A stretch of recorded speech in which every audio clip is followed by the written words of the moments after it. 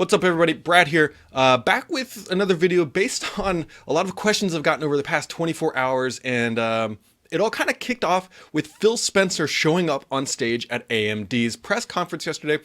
People got really excited that he was going to talk next-gen specs. Unfortunately, he didn't, but what he did talk about was the heritage that AMD and Microsoft have together, and while he did not explicitly say that, hey, AMD is building the next-gen Xbox hardware, we all know that to be true, and this just solidified everything I talked about previously. But what he also did was talk about some of their streaming and everything else. And this kicked off a lot of questions. And shout out to Beastfire Tim Dog. He shot me a question on Twitter, and that kind of created the genesis for this video, which is going to dive into the 3 different ways that the xCloud from Microsoft is going to help propel the Xbox brand to win the console wars of the next generation. And so obviously Microsoft is gearing up and bringing everything to the table that it has. Sony is working on their end. We need to do a video at some point here talking about these PS5 specs, because I think there's something a little off about them. But we need to dive into, because I know that xCloud is Microsoft's ace in the sleeve that people are underselling at just a substantial level. And so let's just dive in here. So we've already seen how xCloud is going to propel next gen multiplayer gaming, provided developers take advantage of it. We've already seen this in Crackdown 3, and I know someone's going to dive into that comment and say, hey, this is actually just Azure helping out gaming and all that, blah, and you're wrong.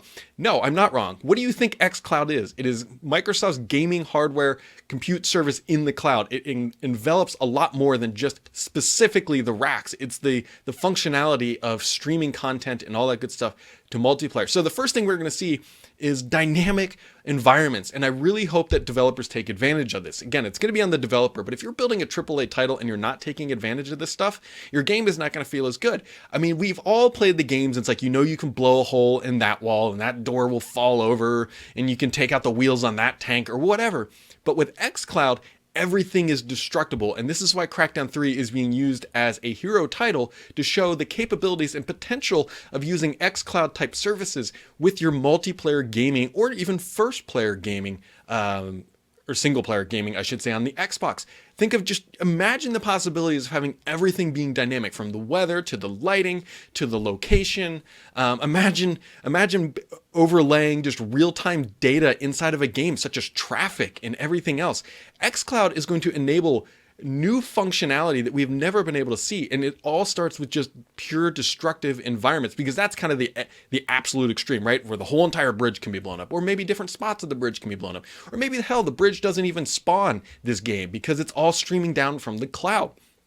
That is the first way that developers building for Microsoft's platforms, and when I say platforms, I also mean PC as well, because Microsoft looks at PC and Xbox as one cohesive platform, as they should, because they're all gamers, they're all trying to achieve the same objectives. It makes it a bigger target market for developers to build for the Xbox platform, and if they can do xCloud on the PC and on the console, again, they have a larger target market, and it's going to make it easier for developers to swallow that pill, to take advantage of that content and that capability to make the games better. That is the first thing.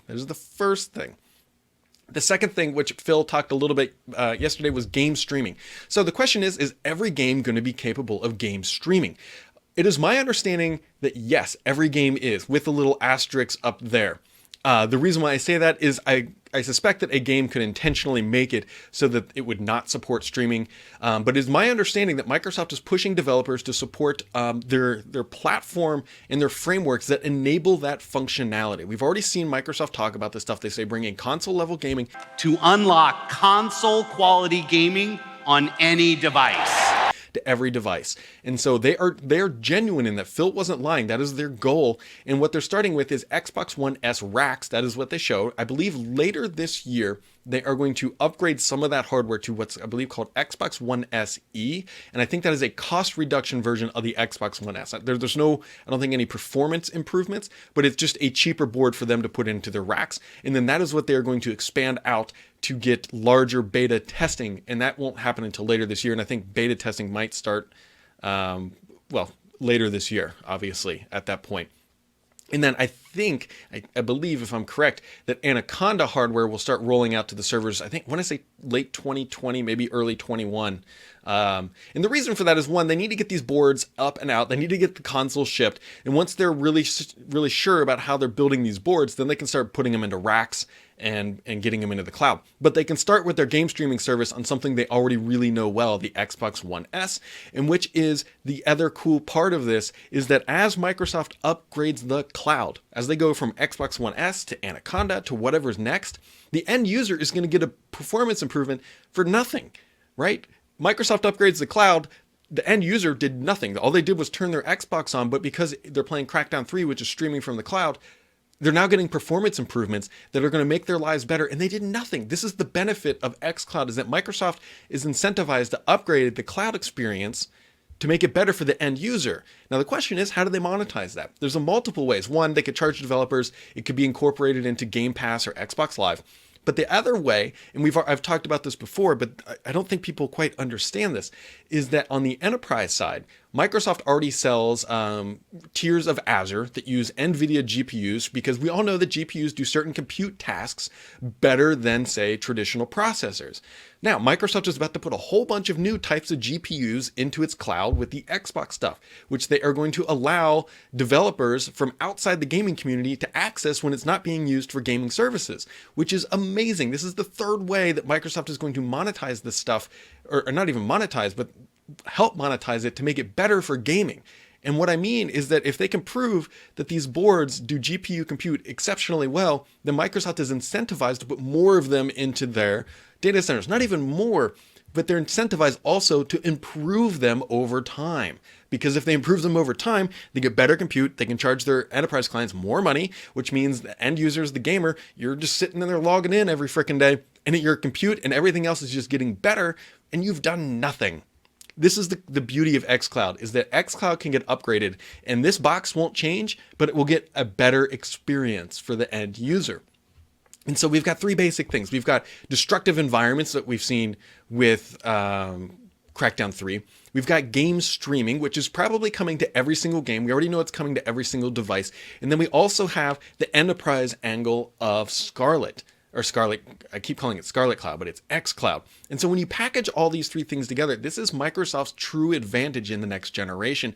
I firmly believe that no matter what the local specs are, Microsoft will have the advantage, mostly because of the infrastructure they have in place. I can't stress enough how hard it is to go spin up a cloud service like this.